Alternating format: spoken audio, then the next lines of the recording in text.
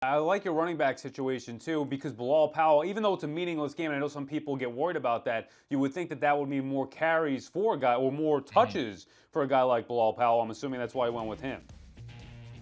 Right, exactly, and a lot of that too is the matchup with Buffalo. You know, this Buffalo defense overall, isn't as bad as a team like San Francisco, but they've proven that they're as susceptible as anyone to giving up huge games. And you can kind of turn the meaningless game thing on its head, because this one doesn't really mean much for Buffalo either.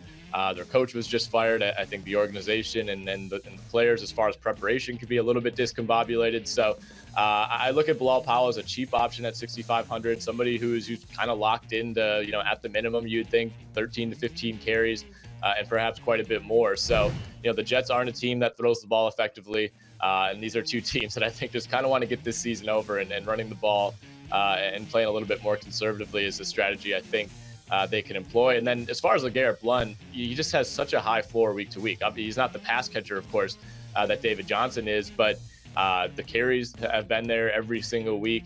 He's the guy inside the goal line. If somebody's running the ball, it's going to be LeGarrette Blount. So even if he only gets to 55 yards, there's a pretty good chance that he's going to have 1 or 2 touchdowns to go with that.